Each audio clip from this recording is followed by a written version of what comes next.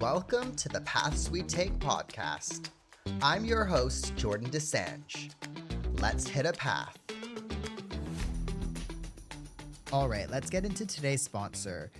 Most activewear is made to look good standing still, but the Kova House is built for movement.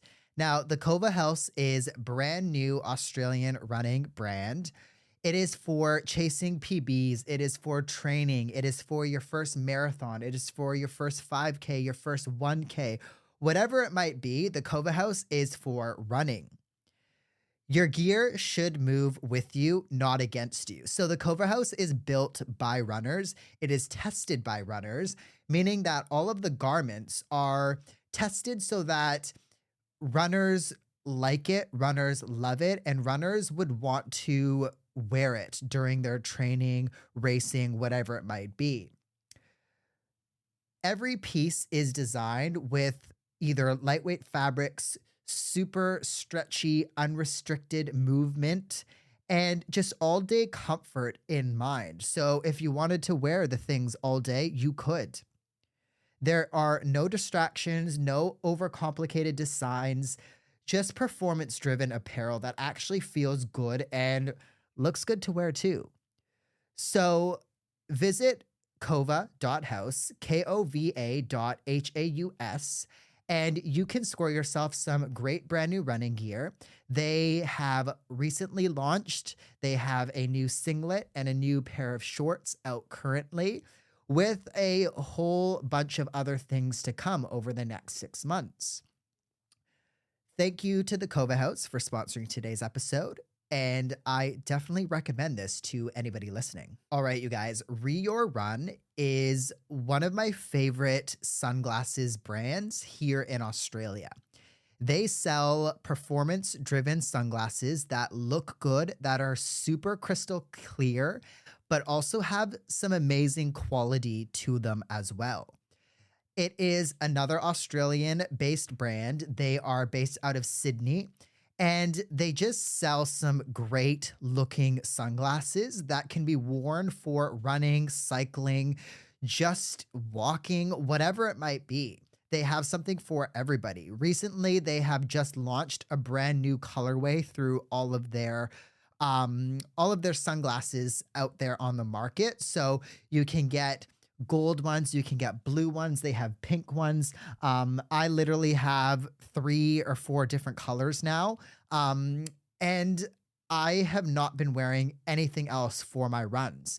What I love about the Reor Run Sunnies is that they adapt to the changes in light that you go through while you're running. So when you're running, it's so annoying needing to always take off your sunglasses because you're going through a shady part and then you're going to the sun and this and that. These sunglasses are built to adapt to the changes of light so that you can just keep them where they are and not need to have to worry about taking them on, putting them off, whatever it might be.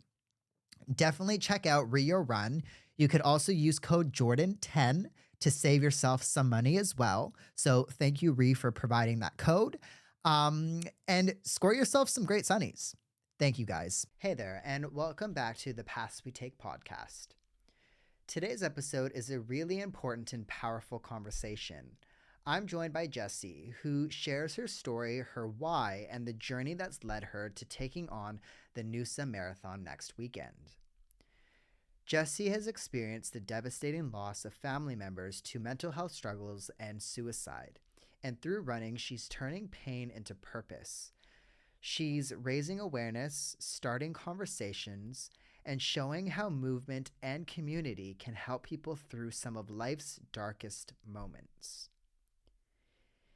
In today's episode, we talk about her marathon preparation, the mental and physical challenges of training, dealing with grief, the impact mental health can have on individuals and family, and why speaking openly about these experiences matters so much. Now, before we get into today's episode, I do want to give a content and trigger warning. Today, we talk about topics around mental health. We talk about suicide. So if you find these topics triggering or alarming at any point, please stop, please give this episode a miss or come back another time when you feel ready. If you or someone you know is struggling, please know support is available. In Australia, you can contact various hotlines. I have included the numbers and the resources in the show notes. And please remember that you are never alone, and reaching out for help is one of the strongest things that you can do sometimes. Now, here is my conversation with Jessie. All right. Well, thank you, Jessie, for coming on the podcast, coming on the show, and joining me today. How was your morning? It was lovely. Thank you for having me. Amazing. Yeah, no, nice and sunny, which is good. Now, Jessie, the one question I lied because I said that there's no planned questions. There is one question that I ask every guest at the beginning, and it is, if the listener right now listening had an autobiography in front of them and it was your story, basically, what are some cliff notes or some things you think that person would find? Give us a little insight on you, basically. Okay, yeah. Nothing too exciting. I grew up in country Victoria, which I think has a lot to do with, who I am today, and still plays a big part in my life. And I like the simple things in life. I don't know. Yeah, okay. I know it's a very hard question because we also don't think about that kind of stuff, right? Like we don't think about, what we've been up to or what makes us really. So I'm sure that question will come up again and again throughout this episode. But you came from country Victoria. When did you come to Adelaide? I've been in Adelaide 9 years now. Okay. I love it here. It's like a big country town. So feels a little bit like home, which is nice. Yeah. And is that why you came here? Because of that? Yeah, I think so. I think for me, Melbourne was, a bit too big city for me. So I kind of wanted that balance between city and country life and the beach and Yeah, because I always find that fascinating. Like people, because I have a few friends that have come from country Victoria. Don't ask me the names because I'm so bad with geography. But like they say something similar, like because I would always think, if you're in Victoria, maybe everybody aspires to go to Melbourne, for example, because it's the same state. But I guess, I appreciate that Adelaide is that country town. You still have the city side of it, but then you are coastal, which is why I like Adelaide as well. Same, 100%. I'm from Vancouver, Canada, so a massive city, kind of like Sydney, kind of like Melbourne as well. So when I came to Adelaide, I'm not going to lie, the first year or the first week, I was like, what did I get myself into? Because even 7 years ago or 6 years ago now, Adelaide was a lot different than it is now. 100%. I could not agree more. Yeah, and I was like, I don't think I could do this. I think I'm going to stay here I came for uni for the 2 years and then pack up and go back home. But it really grew on me, and now things are changing. It's growing, but it's still not that massive city like, your Melbourne, your Sydney or anything. So you get everything that you need from here, which 100%. I like. I think I couldn't agree more. 9 years ago when I got here, it was a lot slower pace and not as much happening, but I feel like now our food scene's really picked up and lots of cool bars and eateries. So I feel like that's been nice. Yeah. And I like too, and Australia, I think it's an Australia thing in general. Adelaide isn't too far from the other cities as well. Where the whole concept of, because I've gone away for the weekend, for example, I've flown to Melbourne for Friday, Saturday, flown back Sunday, and then rock up to work on Monday. And the concept was very foreign to me because in Canada, you can't do that. Right. It's you're on the plane for 6 hours. It's kind of you're spending a day traveling, really, which I really like about Australia, because even if you go to Sydney or the Gold Coast or other places that have done a weekend trip, you're on the plane maybe 2.5 hours and you still have the rest of the day, which I like. So if you wanted to get out, but I think it's still a lot of the big cities make fun of us here in Adelaide State. Which is kind of funny. I know they do, don't they? Yeah. Now, Jessie, you are running next weekend. Tell us a little bit about that. Tell us what you are doing and where you are running. And let's kind of dive into that a bit. Yeah. So next Saturday, which is very daunting but exciting at the same time. So running in Noosa the full marathon, so 42 kilometers, which was a long way.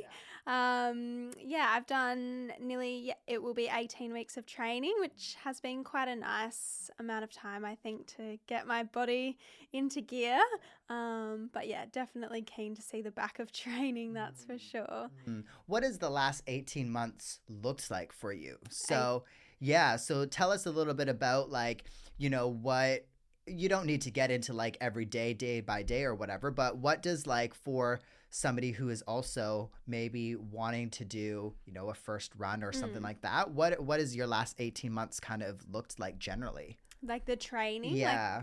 It's pretty full on, especially like working full time and other life gets in the way, but just like 4 times a week kind of running, a mixture of like long runs, short runs, intervals, the rest of it. Tried to keep up a little bit of like strength through Pilates and the gym and whatnot, just to keep up that side of things as well. But yeah, it's pretty full on. I think I definitely prior to underestimated the time because like, to do a long run, which in the last few weeks, especially like to run 30 Ks on a general day is like 3 hours out of your Half day. of your morning, pretty much all of your morning's gone, really. Yeah. So that's definitely a big thing. I underestimated the time and so been a lot of early mornings and after work runs, but yeah. Because I think that's too like unless you start getting into it and you are aspiring to do it, it's something that I think a lot of people don't really understand. No. And, even too, like I'll be doing my 14th in July marathon, but like even now 14th, like compared to first, you still have to put in the same amount of hours and stuff like that. And, you have supportive family and friends and everything, but I think like unless you've actually maybe done something similar, you don't fully grasp like the time commitment that requires. And I always love chatting with people who are maybe running their first couple or whatever, because I think that's something that comes up a lot is, you also, like you were saying, is 99% of people too are working full time when you are doing all of this other like 4 days a week training. And then you have to like keep somewhat of a social life and exactly. so that you don't go insane and everything. It can't just be running. So it's really interesting to me, like diving into some of that. Really, what do you think you've learned about yourself over the last 18 months? I've learned a lot about just like the biggest thing is like you're so capable of it. Like for so long I was like, oh my God, I'd never be able to run a marathon. Like it's just not, I can't do it. That's like not within reach for me. But I think, I kind of blocked out the training, like, whatever it's been. And you just get fitter and you get stronger. And like, it's cool to kind of see the progression of that, like from when I first started to now. Like, it's like, I can see that I'm fitter and I can do it. So I think that like people put these limiting beliefs on yourself, but like at the end of the day, you can do whatever you put your mind to. Yeah, no, I love that because I think, they say like everybody can run a marathon. It's just, sometimes it's the choice really. Like you have to, and I'm not saying that you like, everybody has to run a marathon or anything like that. No, but like I think if you want to and you want to put in the work, then your mind is such a powerful thing. And at the end of the day, that's really what gets you through is the mind. Even during like the event day, I think a lot of it is your mind that gets you through something like that, something as massive and impressive as running a marathon, really. When it comes to your long runs, what are those days? Because I always think like that's probably the hardest of the training is the long run days, whenever that day is, because it's not even just the, 3 hours out there running or however long somebody is out there. It's more so like you're spending sometimes like 30, 40 minutes waking up and just getting yourself ready to go on the run. And then, the aftermath, you're like a bit sore the rest of the day. Or I know me, I'm exhausted. Like sometimes I take a nap and like, 100%. I just like can't do anything or can't function really sometimes. So for you, what did those long run days look like? I'd never wanted to kind of let it take over my life, I suppose. So I've been very conscious of planning my long runs around my weekend. So whether that was a Saturday or a Sunday, I kind of worked out what was happening that weekend. I like to get it out of the way nice and early. So most of my long runs I started around like 5 or 6 in the morning. So yeah, you're getting up at like 4:30 to start by 5. You're eating at 4:30 in the morning, which is just crazy. Like sometimes trying to get a crumpet down at that hour of the morning doesn't feel right. But then yeah, like you're still not home until maybe 8 or 9. Then yeah, you're right. You're absolutely exhausted normally. The body's hurting. You're tired. So yeah, but no, I found on the weekends. Yeah. I love that, like working around your life and not letting it affect, because I think that's something that you have to think of is maybe not right away, because again, I don't think you understand the work that goes in until you actually start. But that's like a very good point, because I think too, it is easy for it to take over your life. Yeah, and 100%. then I think too, like when you look back over the experience after the event's done, there might be some regret. Like, one common story that I hear, and it's come up on the podcast as well, is, people are saying that, oh, they wanted to be next block a bit more social, or, like you were saying, not let it take over their life, because I think sometimes you can be a little too focused and it can take over your life. And, you can be focused, but you can also still do other things as well. Like, I think balance is important, and I think balance is the only thing that will get you through a lot of the times, really.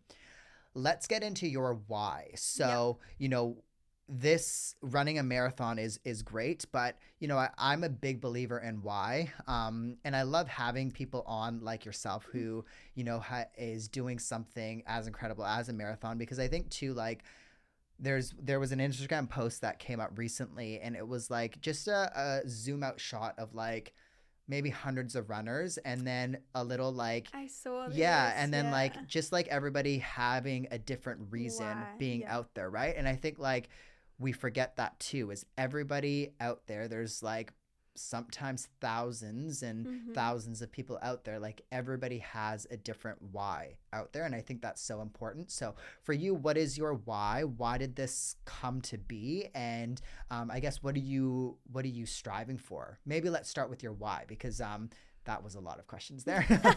And we'll dive into the rest of them a little bit later. Yeah, I think I'd always had a marathon on my bucket list. I just was one of those things that I never really had a strong enough why, maybe, or like I wasn't motivated to do it.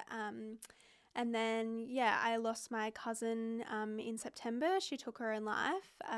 She was only 18, so very young. And I think that just, I don't know whether it was letting out the anger or the grief or whatever it was. I just woke up one day and thought, I really want to do this, and I want to do it in her honor. And I never kind of intended for it to get so, widespread in terms of the awareness. I was really just posting on my social media just for my family and like keep my friends and family up to date. And then I kind of just started getting a bit more of a response, and I just thought, mental health is so, it's just not made, there's not enough awareness around it. And if my inbox helps one person, if they're having a bad day or they see one post and, then that's I'm happy with that. Yeah. No, I love that, because that was always the intention of this podcast as well, is, like, whether it be one listener, whether it be 10 listeners, whether it be thousands of listeners, the intention was always for, if we can just reach one person and we can just, share somebody's story, or maybe enlighten someone, or maybe inspire someone, that's the whole point, I think. And I think that's really all you can do. Like, I think it's incredible, because mental health is, even in 2026, it is still a little bit of a taboo topic, and it's an uncomfortable topic. I totally understand. I know I'm very vocal because I've had my struggles in the past as well with Yeah. suicide, with all of that. But I think like being open and talking about it, like you were saying, is even if it was just one person, Yeah. is quite important.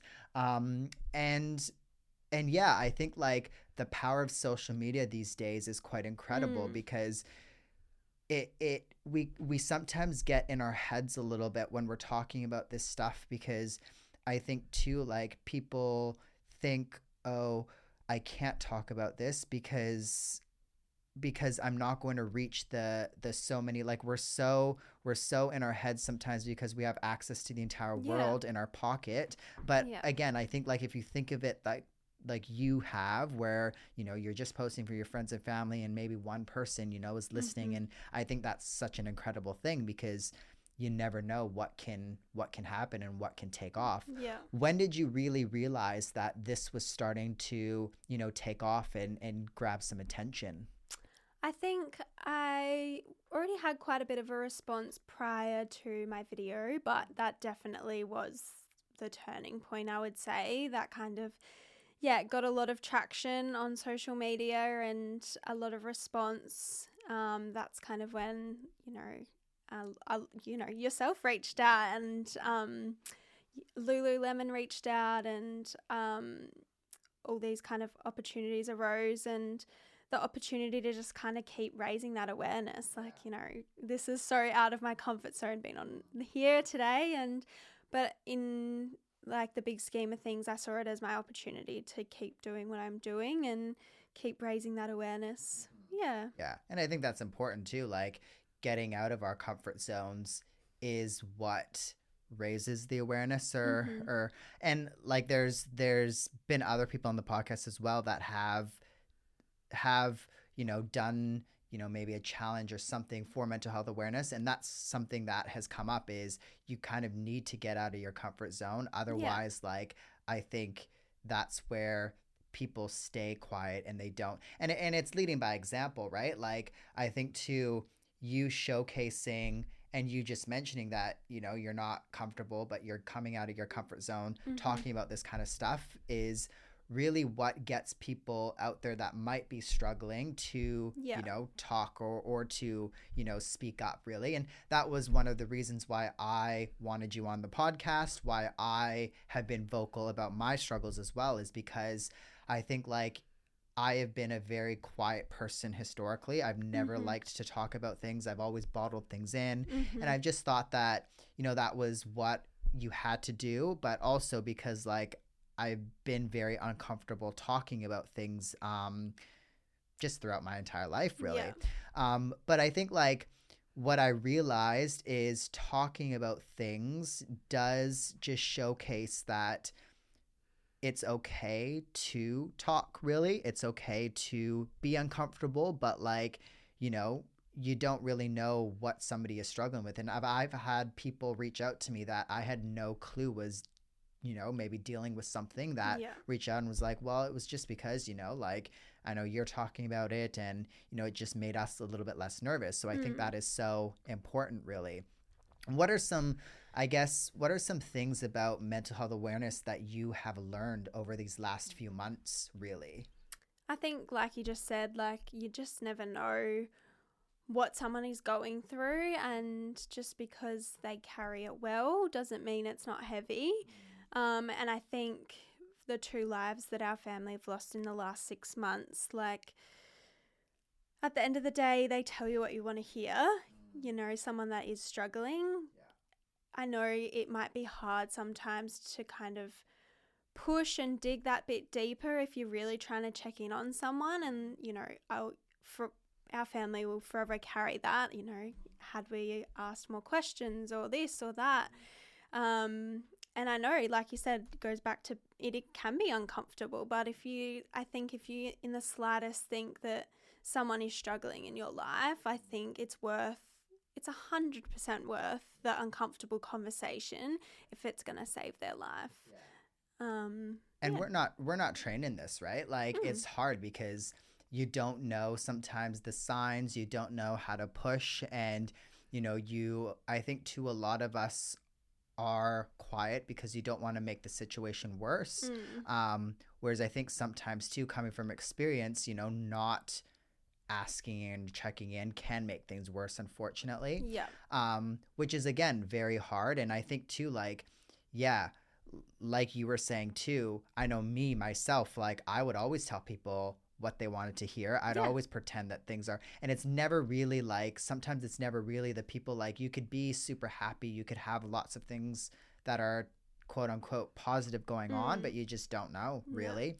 But I think like, again, I would always tell people exactly what they wanted to hear. And it was just kind of my way, because I would know that they would want to check in. They would want to make things a bit better. And I think like people that are going through something like that don't always want, to potentially have that conversation as well, because it is uncomfortable for them too. And that's a hard thing to realize as well. But it's just like too, that LSKD ad that was on a couple months ago too, of the two people running.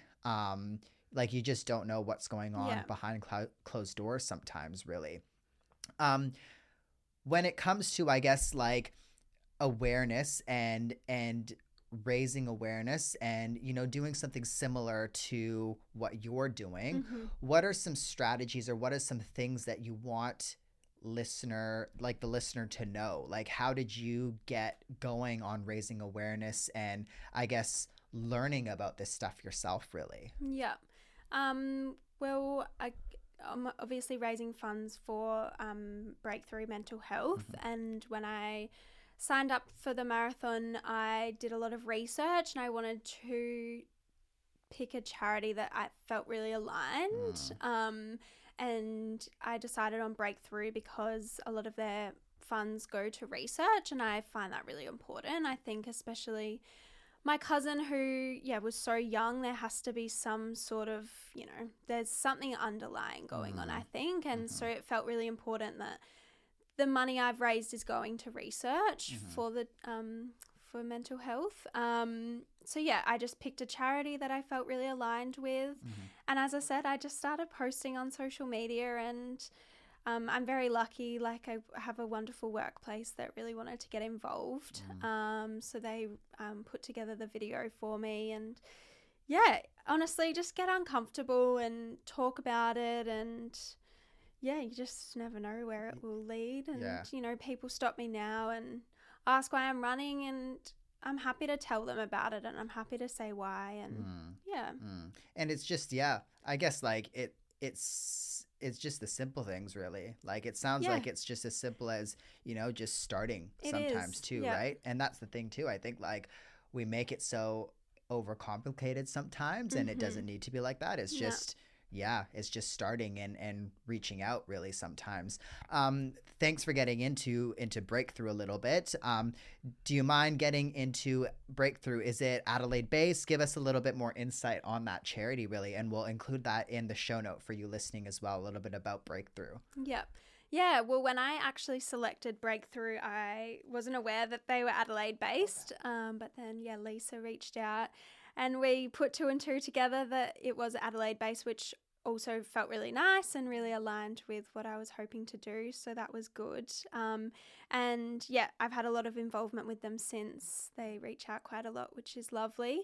So Adelaide based, quite a small charity in the big scheme of things, which again feels nice and intentional because I feel like I know where the money is going. And they reach out every so often. So grateful for the amount, because for them it is, it's so much money how much I've raised. So I know that they're so grateful, so that's a good feeling as well. But I think they're doing wonderful things. Yeah, no, that's amazing. And thanks for getting into that. And we'll put that in the show notes, a little bit about Breakthrough for you listening as well, if you want to get involved. Because I think that's a very important thing as well, is choosing the correct charity that aligns with you. Like, when you are going back to your why, like, everybody out there has a why. Everybody is doing the event for something, out there on the Noosa stage, really. But I think, like, for yourself and for people similar that might be running for a charity, like, I think too, it needs to mean something Yeah. as well, especially to you. Otherwise, like, not that it doesn't, like, that run doesn't mean anything or anything like that, but like I think too, you having a passion, you having like a drive and a goal because you have maybe something, similar that's gone on or whatever, like you just need to kind of tie in your why with what you're raising, because I think it Mm-hmm. just makes that much more special and easier for you to get your goal and your target done, really. Yeah. Did you have, like, when you started this all, what was the goal and what was the intention for you? A lot of people have asked me throughout, what's my goal time or what's this? And I decided before I even started that I didn't care about the time. That has never crossed my mind. I do not care still what happens next Saturday, whether I crawl across that finish line. For me, it was about obviously raising awareness, and I think at the same time, it was just about me coping with my own grief. And I think as well, again, going back to what we spoke about before, just proving that we can do hard things. And I get that life's tough and it can be hard some days, but I just wanted to show, I'm not an elite runner, but I wanted to kind of prove to myself and anyone watching that you are so capable. And whether that's, running or whether that's struggling with mental health, I just wanted people to know that, yeah, if you're having a bad day, but it's not worth losing your life over. Yeah, no, for sure. And I love that too, because again, everybody out there has a different rye, and it doesn't need to be for time. Mm. So like it's amazing that you got into that, or like your why, because that's, I think, in the running scene, a lot of people are probably going to ask you, oh, Yeah. what's your goal time or whatever. But yeah, I think like it's just amazing because it, like, in this scenario, it's so much more than Mm-hmm. out there running for a time or whatever. Yeah. What are some things you mentioned coping other than the running? What are some things, because I think too, this is something that doesn't come up, like, we don't talk about in this scheme of things, like checking in on your family too that have Mm-hmm. lost someone or that have maybe been struggling as well, because having somebody in your family that is struggling and Mm-hmm. going through something like that is very taxing on the family as well. I know it was taxing for my family. I know, Yeah. like, it's taxing for your friends and everything like that. What were some coping, and how did you kind of and how are you getting through it, Mm-hmm. really? Yeah, I think grief is something that probably isn't spoken about enough. And it's something that every day, yeah, at the moment probably looks a bit different. And there's the triggers of, a song or a name or those certain things. And it might sound drastic, but I think at the end of the day, grief will 100% change the trajectory of my life. And especially in the last 6 months, I think it puts so much into perspective about what's important and what's important to you and what you're, yeah. So I think I've put a lot of, yeah, I don't know, you've just got to be kind with yourself. Because today I feel great, but tomorrow I might wake up and for no reason at all, you'll just wake up feeling really crappy. And it is hard to explain to people that maybe haven't been through grief before. And yeah, it's something that, again, it aligns with mental illness. Obviously, they're kind of correlated in a way, but it's something that, yeah, isn't probably spoken about enough in a way of how you said, like, how do you support someone that is going through that? Because I know that I'm probably haven't been the nicest person to be around the last 6 months. I have my days and I have my moments, and I'm sure that's tricky for friends and family to kind of navigate, and it's hard to explain, but I think, yeah, you just have to be intentional. And, when you are having a down day, just really, you can sit there and really feel it, or, you figure out what makes you feel better, whether that's a coffee with a friend or whether you just get out and about. So, yeah.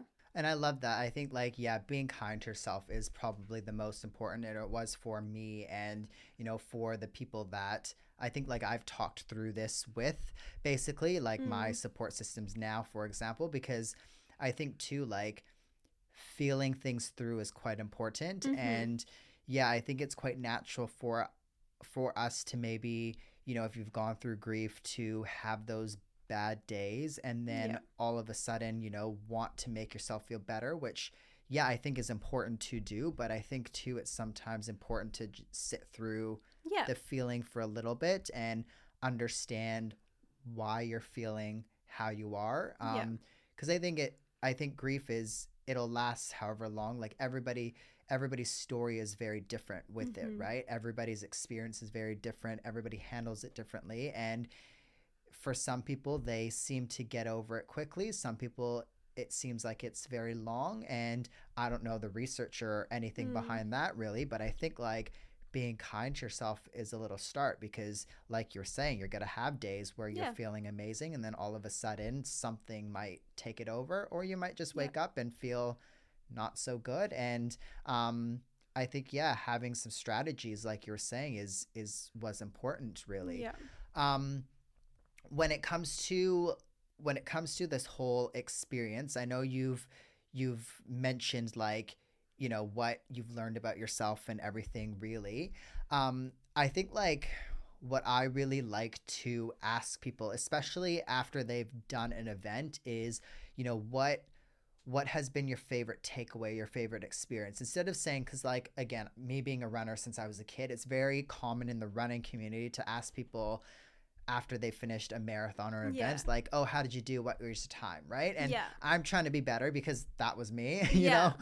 being a runner. But like, I'm trying to be more open and realizing that everybody out there has a why, Mm-hmm. and it's not for time for a lot of people. And that a lot of people, it's just about what experience they, had really. Yeah. What are the experiences that you've had thus far training for this, maybe leading into, because it's quite, this time next week you'll be, Yeah. maybe done or I'll on the be stage. done. Exactly. Yeah. Yeah. So Hopefully. like what I guess experience have you taken away that really sticks out at you thus far, Mm-hmm. basically?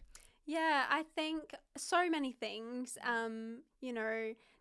As simple as running with friends, or yeah, reaching those kind of milestone distances, not because of the pace or the time, but it's like, oh cool, I just ran 30 Ks on a random Saturday morning. Like, I just think that's pretty cool. I think as well, I have very mixed feelings, which I spoke about in my video, but very mixed feelings about it coming to an end next weekend. In the sense of, I'm obviously doing it in honor of my cousins that I've lost, and um, Peter, who passed away in February, knew what I was doing, and I was doing it for her daughter, and that was my why, and she was so proud of me. So I think when it comes to an end, it's going to be difficult to know that's sort of the last thing she knew I was doing, and that's sort of the last thing she's going to know about my life. So I think it's been nice, and I'll always reflect on this was for them, and whether it's crazy or not, but it kind of, every single run I've done, when you're in that dark place that's like, I can't keep doing this, I I can feel them, and I know that they're there and they're watching me, and they're my biggest supporters. So yeah, crossing that finish line next Saturday will definitely be, I'm sure there'll be tears and there'll be a lot of emotions, but I think at the end of the day, I'll just be so proud that I did it for them, and yeah, I'll hold that in my heart forever. Absolutely. Yeah. Yeah. What are you wanting to take away from the experience? So, I know it's, again, it's hard to say now because you haven't done it yet, Yeah. but I guess like you're saying that you're going to be upset, which totally makes sense because this has been probably such a big part of the last 18 months really. Mm. What are you really wanting to try and like, what are you really wanting to try and continue after, I guess, is what I'm trying to get Yeah. at. Yeah, I think I would love to, continue the awareness side of things, and I've already got a couple of things lined up with Breakthrough again, which is exciting. I think just keep on keeping on, like, raise that awareness where I can, and Yeah. And I hate that question. Sorry for bringing it up because like I think too, like that's to another question that everybody always get asked. Oh, what's next? Really? Next? And like I really don't like that question because I think it's important to first reflect on what you've done and really take that in, and like I hope you probably will after the run itself. Do you have like a time frame of how long you want to reflect, or what are you thinking like that's going to be like? Because I think that's very important in reflecting on the experience and everything. Have you thought much about that at all? Not really, to be honest. I think I've just been so focused on getting there, whether that be because my body's failing on me or but yeah, I've just been so focused on the day, and like you said, really just soaking it in. I think it's going to be a massive day of emotions, of probably a bit of hurt as I cross the finish line. But I think, I just really want to take it in, and also take in the last, since January or whenever it might be that I started, take in that, and that I was capable of that. And also it's not glamorous. Like, I've missed training. But I think just taking that I've done it. And haven't given much thought to what comes next. No, that's very fair, because I think it's important to focus on what's now really first, before always planning what's next really. When it comes to the run itself, maybe give us some details on what you're running in, that kind of stuff, like the fun everybody likes shoes these days and all of that. What kind of stuff are you taking out onto the course and you're planning for, really? So I'm very lucky that two of my good friends are coming with me, which will be very nice. But yes, I was lucky enough to have Lululemon reach out. So I'm running in my Lulu gear and then just my running shoes that I've run in throughout. And then I am wearing a Breakthrough badge to have them with me on the run. And then I've also got a bracelet that's from my cousin, so I'll run with that. And then I think I might put some messages on my hand, maybe just write something there to be motivating. Got the running belt all sorted, so the nerd running belt, which I think they were on your podcast, which I noticed. I did put a lot of thinking into my outfit. I wanted to be comfortable, and there you go. That's the most important thing, really. Exactly. You gotta we gotta look good out there, but also comfort is so important, really, for something that impressive, really. What are you looking forward to, I guess? I think just crossing that finish line. I think just being there, and as we spoke about, just I've looked forward to this day for the last 18 or so weeks of training. So I think just taking it in, having my friends there, and knowing how much support I've got and how many people will be watching on. With the money I've raised, there's been strangers and friends and family that have all reached out in support. So I know there's a little bit of pressure on my shoulders, I feel, but I know how much support is behind me, and I think that's what's going to get me through, because I 100% know there's going to be some dark kilometers where you hit that wall and you just think that you can't go on, but I think I'll go back to how much support I've got behind me. No, that's probably going to make all the difference, I assume, really, because I think the support systems that you have is always what gets a lot of people through at the end of the day. Running is a very individual sport, but it's also not at the same time, because you do need your support systems there with you. And it sounds like you have some amazing supports, which is good, really, because I think that makes or breaks a lot of the times. To the person listening right now, what is something that you really want to let them know, that you want to leave them with, I guess. Yep. I thought about this a lot because I thought that that question might come up. And I have thought about this a lot, sort of in the sense of what I've taken away from, you know, losing two people to mental illness. And I think to the person listening or whoever this comes across, people struggling mentally, I think I know that our girls that we've lost, they would be devastated to know the pain and hurt that they've caused our family. And I know that was never intentional, but I just think if you're struggling, just like know you are so loved and your presence in the world so matters, and you are going to be missed, and you know you're going to, like, we've got two holes in our lives that will never be filled, and I just wish they had have, you know, I wish they had have known that. So yeah, I think anyone struggling, just keep that in the back of your mind. Like, you are just so loved.